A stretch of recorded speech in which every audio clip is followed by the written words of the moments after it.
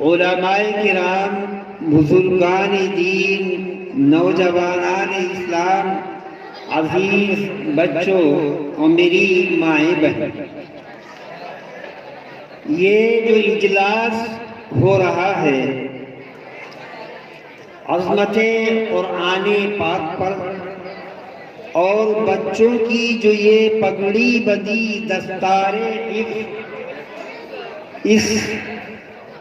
موضوع پر گویا یہ اجلاس ہو رہا ہے، جس میں آپ کی اور ہماری شرکت ہوئی اس قرآنی محفل میں، اس نورانی محفل میں۔ اللہ کا بڑا کرم، اس کی نوازش، اس کی عنایت کہ اس نے ہمیں اس مجلس میں شریک ہونے کا موقع عنایت فرمایا۔ اور آپ حضرات تو ماشاءاللہ مغرب بعد سے مسلسل یہاں تشریف فرما ہے۔ عصر کے بعد ہی اجلاس شروع ہو گیا تھا، بچوں کا پروگرام چل رہا تھا، بعض احباب اس میں بھی تشریف لائے ہوں گے۔ اس کے بعد مغرب بعد سے برابر آپ یہاں بیٹھنے کا ثواب حاصل کر رہے ہیں۔ انشاءاللہ یہ بڑا اجر عظیم کہ قرآن پاک والی مجلس میں جہاں قرآن کی تعلیم سے متعلق باتیں ہو رہی ہو، سیرت سے متعلق گفتگو ہو رہی ہو، یا اسی طریقے سے سنت پر جو ہے گفتگو اور کلام ہو رہا ہو، ایسی مجلس میں بیٹھنا یہ اللہ کی بڑی نوازش ہے۔ قدم یہ اٹھتے نہیں ہیں، اٹھائے جاتے ہیں۔ یہ ہم یہاں آ گئے، ہمارا اس میں کوئی احسان نہیں، اللہ تبارک و تعالیٰ کا احسان ہے کہ اس نے ہمارے دل میں یہ بات ڈالی کہ اپنے کام دھندوں کو چھوڑ کر یہاں آئیں۔ تو گویا یہ اللہ کی طرف سے یہ عمل بھی ہوا ہے کہ قدم یہ اٹھتے نہیں ہیں، اٹھائے جاتے ہیں، یعنی اللہ کی طرف سے یہ قدم اٹھوائے گئے اور اٹھائے گئے ہیں۔ اسی کو کہا ہے قدم یہ اٹھتے نہیں ہیں، اٹھائے جاتے ہیں۔ تو بہرحال مجھے مختصر ہی گفتگو کرنی ہے۔ کبھی آپ سوچیں کہ اتنا وقت ہو گیا ہے، نماز بھی ابھی نہیں ہوئی، بہت سے لوگ ابھی کھانے سے بھی فارغ نہیں ہوئے ہوں گے، پتہ نہیں کتنا وقت دیا جائے۔ ویسے تو آپ کے چہروں سے ایک تازگی محسوس ہو رہی ہے اور نشاط محسوس ہو رہا ہے۔ یوں کہا جا سکتا ہے کہ یعنی ہم ہی سو گئے داستاں کہتے کہتے کہ یہ جو ہے آپ کا نشاط، آپ کی تازگی یہ کہہ رہی تھی کہ گویا پوری رات اس طرح کی مجلس ہوتی رہے، چلتی رہے، لیکن اس پر بھی وہ یہی ہے کہ زیادہ وقت نہیں لیا جائے گا۔ پہلے یہ سن لیں، اس میں میں نے قرآن پاک کی آیت پڑھی جس میں اللہ تبارک و تعالیٰ نے قرآن پاک سے متعلق حفاظت کی ذمہ داری دی ہے کہ قرآن پاک کو ہم ہی نے نازل کیا، ہم ہی اس کی حفاظت کریں گے۔ تو اللہ نے تو تورات کو بھی نازل کیا تھا حضرت موسیٰ علیہ السلام پر، زبور کو نازل کیا تھا حضرت داؤد علیہ السلام پر، انجیل کو نازل کیا تھا حضرت عیسیٰ علیہ السلام پر۔ تو یہ چار بڑی بڑی کتابیں قرآن مقدس سمیت نازل ہوئی، اور چھوٹی چھوٹی کتابیں اور بہت سی صحیح صحف ابراہیم و موسیٰ یہ بھی نازل ہوئے۔ لیکن اس میں حفاظت کی ذمہ داری جو اللہ نے لی ہے وہ صرف اور صرف قرآن مقدس کی ذمہ داری لی ہے، اور ہونا بھی چاہیے تھا، ہونا بھی چاہیے تھا، اس لیے کہ نبی کریم صلی اللہ علیہ وسلم کی نبوت یہ آخری نبوت صبح قیامت تک اور اخیر تک رہنے والی آپ کی نبوت، اس لیے آپ پر نازل ہونے والی کتاب بھی اخیر تک رہنی چاہیے تھی، اس کی حفاظت کی ذمہ داری اللہ کی طرف سے ہونی چاہیے تھی۔ چنانچہ حفاظت اسی طرح ہوتی رہے گی کہ نبی کریم صلی اللہ علیہ وسلم نے جس انداز سے پڑھا اور جس طریقے سے تجوید کے ساتھ، جس قرات کے ساتھ، جس لہجے کے ساتھ، جس انداز کے ساتھ، جن حروف کے ساتھ، جن حرکات کے ساتھ، یعنی زیر زبر میں بھی فرق نہیں ہو سکتا، یہ آیت تو درکنار، سورت تو درکنار، آیت درکنار، یہ ایک کلمے میں بھی اگر کوئی شبے کا اظہار کرتا ہے تو وہ ایمان سے خارج ہو جاتا ہے۔ قرآن کا بڑا عجیب مسئلہ ہے۔ تو حفاظت کی ذمہ داری اللہ نے لی۔ اب حفاظت کی ذمہ داری کیسے ہوگی؟ اللہ نے اس مسلم کے سینے کو اس کی حفاظت کے لیے، مسلم کے سینے کو اس کی حفاظت کے لیے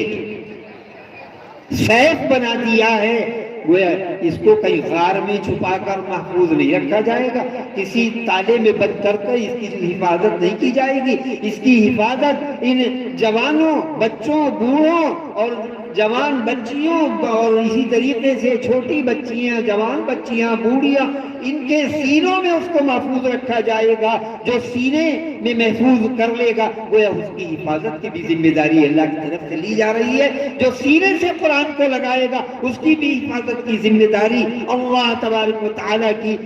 طرف سے لی جا رہی ہے۔ تو بہرحال اللہ نے حفاظت کی ذمہ داری لی اور اسی وقت سے حافظ ہوتے چلے آ رہے ہیں۔ پوری طریقے سے اس کو محفوظ رکھنے والے جیسا نازل ہوا تھا نبی کریم صلی اللہ علیہ وسلم پر، اسی انداز سے برابر قیامت تک، حشر تک، جنت تک اسی طرح یہ قرآن مقدس باقی رہے گا۔ بلکہ جنت میں کہا جائے گا اقرأ وارتقی، یعنی قرآن پاک کی آیات کے متعلق یہ آتا ہے کہ یہ جنت کے درجے بن جائیں گے، یعنی پڑھتا جا، چڑھتا جا، پڑھتا جا، چڑھتا جا، یہ کہا جائے گا۔ اسی جہاں تک جہاں رک جائے گا وہ اس کی آخری منزل ہوگی۔ تو بہرحال یہ آخر تک باقی رہنے والی کتاب کہ آپ نے بہت سے خلفائے راشدین اور دوسرے صحابہ یہ بھی حافظ تھے، ان سے دوسرے لوگوں نے حفظ کیا، پھر تابعین آئے، تبع تابعین آئے، اس کے بعد ہوتے ہوتے اب آپ نے دیکھا کہ یہاں ماشاءاللہ یہ 5 بچے حافظ ہوئے، 5 یا 6 بچے یہاں حافظ ہوئے۔ یہ دوسروں کو پڑھائیں گے، ان کی وہ دوسروں کو آگے پڑھائیں گے، یہ سلسلہ عقید تک چلتا رہے گا۔ ان کی کتنی فضیلت ہے۔ نبی کریم صلی اللہ علیہ وسلم نے فرمایا خیرکم من تعلم القرآن وعلمہ، سب سے افضل وہ لوگ ہیں جو قرآن پڑھنے اور پڑھانے میں لگے ہوئے ہیں، ان کو سب سے افضل کہا جا رہا ہے۔ اسی طریقے سے جو حافظ جو بنا وہ بھی سب سے افضل اس کو کہا جا رہا ہے، اور جنہوں نے اس کو حافظ بنایا یعنی اس کے قاری صاحب وہ بھی سب سے افضل ہیں۔ اور یہ بھی لکھا ہے کہ جن کو ان کے پڑھانے میں جن کا ہاتھ ہے، یہ جس مدرسے میں پڑھے، مدرسہ تعلیم القرآن میں یہ بچے حافظ ہوئے، اس میں جنہوں نے مدد کی، چندہ دیا، تعاون کیا، کسی بھی قسم کی ان کی نصرت کی، تو وہ بھی اس ثواب میں شامل ہیں، ان کے حافظ بنانے میں شامل ہیں۔ اس لیے کہ قیامت کے دن یہ 10 تو ایسے لوگوں کی سفارش کرے گا کہ جو جنت کے جو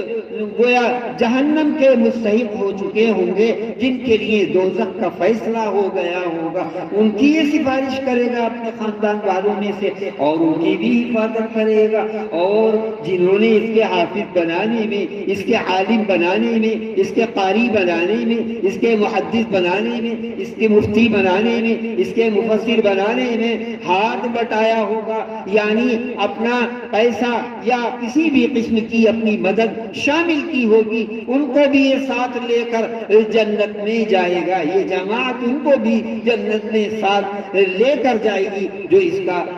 اس جماعت کا جو تعاون کریں گے۔ تو آپ کے یہاں ماشاءاللہ یہ حفظ خانہ ہے، اس کے ساتھ ساتھ یہ میں بہت دن سے پہلے بھی سنا، میرا پہلے تو آنا ہوتا رہتا تھا جب ہمارے وطن کے قاری مطیع الرحمن صاحب، مولانا قاری مطیع الرحمن صاحب جو ہمارے شاگردوں ہی میں تھے، ان کے زمانے میں جب وہ مجھ کو بلاتے رہتے تھے یا جائزے کے لیے، امتحان کے لیے یا بیان کے لیے بلاتے رہتے تھے، قاری جناب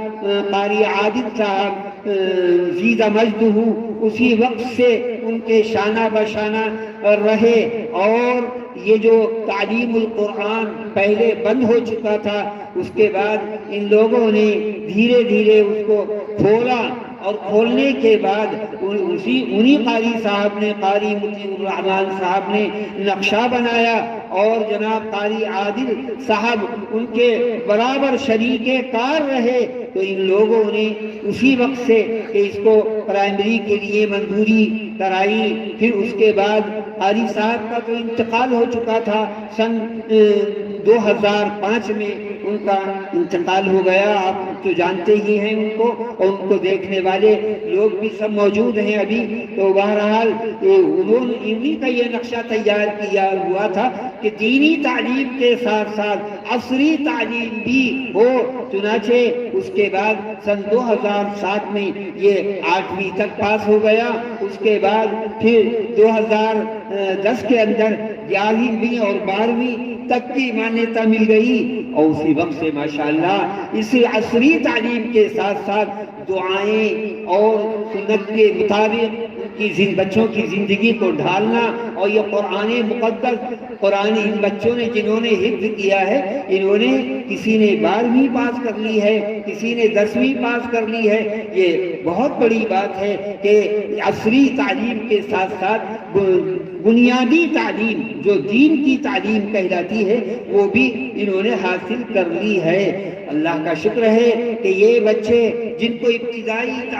دین کی تعلیم کا ماحول، دینی ماحول مل جاتا ہے، تو بزرگوں دوستوں ایسے بچے کہیں بھی جائیں گے، کتنی اونچی تعلیم لیں گے، وہ ڈاکٹر بنے، ماسٹر بنے، بیرسٹر بنے، کچھ بھی بنے، لیکن دین کا ماحول جب ابتدا میں ان کے سینے پر نقش ہو گیا ہے، یہ سنت والا ماحول اور اسی سیرت والی تعلیم انہوں نے حاصل کر لی ہے، تو وہ اصل مقصد تو پیدائش کا وہ سمجھتے ہیں کہ ہم دنیا میں کیوں پیدا ہوئے ہیں۔ وَمَا خَلَقْتُ الْجِنَّ وَالْإِنسَ إِلَّا لِيَعْبُدُونِ۔ تو جن کے پاس دین کی تعلیم ہوتی ہے ان کے پاس ایک نور ہوتا ہے، ایک روشنی ہوتی ہے، قرآن کا ایک نور ہوتا ہے، قرآن کی روشنی ہوتی ہے۔ اور جو قرآن پاک کی تعلیم سے آشنا نہیں ہوتے، سیرت سے دور ہوتے، سنت سے دور ہوتے، دینی تعلیم ماحول سے دور ہوتے ہیں، تو پھر ایسے بچے آگے چل کر یہ بھی ہوتا ہے کہ وہ ہمارے ہاتھ سے نکل جاتے ہیں، یعنی اغیار کے پنجے میں پھنس جاتے ہیں اور اسلام کے راستے سے ہٹ جاتے ہیں۔ اس لیے بہت بڑی باعث برکت ہے یہ، یا یوں کہہ لیجئے کہ بڑی مبارکبادی کے مستحق ہیں جناب قاری عادل صاحب اور ان کے جو رفقائے کار ہیں، یا ان کا جو یا یہاں کے صدر صاحب ہیں جناب شاہد امین صاحب، یا اور جو احباب ان کے ساتھ بٹاتے ہیں، ماشاءاللہ سبھی مبارکبادی کے مستحق ہیں۔ اسی دینی تعلیم کے متعلق اس موقع پر مجھے اکبر الہ آبادی کا شعر یاد آ رہا ہے کہ تم شوق سے کالج میں پڑھو پارک میں پھولو، تم شوق سے کالج میں پڑھو پارک میں پھولو، جائز ہے غباروں میں اڑو چرخ پہ جھولو۔ چرخ آسمان کو کہتے ہیں، یعنی تم ہوائی جہازوں میں بیٹھو، کچھ بھی کرو، ترقی کرو، چاند پر پہنچو کہ صاحب ہم چاند پر پہنچ کر مٹی لے کر آئے ہیں، کہتے نہیں یہ لوگ کہ ہم چاند پر پہنچے، وہاں سے مٹی لے کر، چاند کی مٹی لے کر آئے ہیں، اور وہ مٹی کینیڈا کے میوزیم میں رکھی ہوئی ہے، پوری دنیا سے لوگ وہاں تماشا دیکھنے کے لیے اس کا جا رہے ہیں، اور یہ لوگ اس کا پیسہ بھی خوب بیٹھ رہے ہیں۔ تو مگر ہم تو یہ کہتے ہیں کہ چاند پر پہنچنے کے بعد بھی یہ خالق چاند یعنی اللہ تعالیٰ جو چاند کو پیدا کرنے والا ہے اس کا پتہ نہیں لگا سکے۔ وہاں بھی جا کر ان کو کیا ملی؟ خاک۔ وہاں پہنچ کر بھی ان کے ہاتھ کیا آئی؟ خاک کے ساتھ چاند کی خاک لے کر آئے ہیں، چاند کی مٹی لے کر آئے ہیں، اور اس کو کینیڈا کے میوزیم میں رکھ دیا ہے۔ خیر، تو وہ اکبر الہ آبادی کہتے ہیں تم شوق سے کالج میں پڑھو پارک میں پھولو، جائز ہے غباروں میں اڑو چرخ پہ جھولو، یعنی آسمانوں پر ترقی کرو، کچھ بھی کرو۔ لیکن آگے بڑی عجیب بات کہہ رہے ہیں، بس ایک سخن بندے عاجز کا رہے یاد، بس ایک سخن بندے عاجز کا رہے یاد، اللہ کو اور اپنی حقیقت کو نہ بھولو۔ یعنی ہم کیوں دنیا میں آئے ہیں، کیوں ہمیں پیدا کیا گیا ہے؟ ہم ظاہر ہے کہ یہاں سے ہمیں ہر ایک کو جانا ہے، جو آ رہا ہے یہ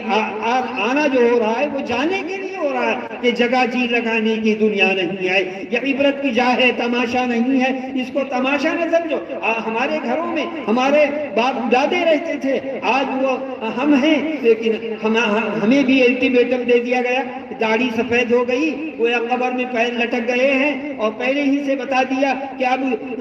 اپنی اولاد کے لیے، پوتوں کے لیے، نوازوں کے لیے، ان کے لیے جگہ خالی کرنی ہے، ٹائم آ چکا ہے قریب، ہر ایک کو جانا ہے۔ مگر ہم لوگ ایسے ہو جاتے ہیں جیسے جانتے ہی نہیں، کتنے مردے ہمارے سامنے سے گزرتے ہیں، کتنی جنازے ہمارے سامنے سے گزرتے ہیں، مگر کیوں نہیں رہتی، یعنی ہم احساس ہمیں نہیں ہوتا، ایسا لگتا ہے جیسے مستقل یہاں رہنے کے لیے آئے ہو، نعوذ باللہ من ذالک۔ تو بس ایک سکون بندے عاجز کا رہے یاد، اللہ کو اور اپنی حقیقت کو نہ بھولو۔ تو بزرگوں اور دوستوں، خاص کر یہ جو تعلیم یہاں ہو رہی ہے ماشاءاللہ، اس میں دونوں تعلیموں کا سنگم ہے، یعنی دین کی تعلیم بھی ہے، دینی تعلیم بھی ہے، عصری تعلیم بھی ہے۔ یہ بڑا اچھا ہے کہ ایسے بچوں کو دینی ماحول ملتا ہے، یا پھر ایسا ہو کہ بچوں کو پہلے دینی مدرسے میں، اسلامی مدرسے میں پڑھا دیں، پھر اس میں داخل کریں۔ اور یہاں تو یہ چیز ساتھ ساتھ حاصل ہو رہی ہے، نور علی نور، سونے پر سہاگا، یعنی دونوں چیزیں ہو رہی ہیں، ہم خرما و ہم ثواب، جیسے کہتے ہیں نا کہ آم کے آم گٹھلیوں کے دام، یعنی یہاں جیسے مدینے کی کھجوریں ہم کھاتے ہیں تو ایک تو کھجور کا مزہ ہمیں حاصل ہوا اور ثواب بھی ملا، چونکہ اسے نسبت ہے نبی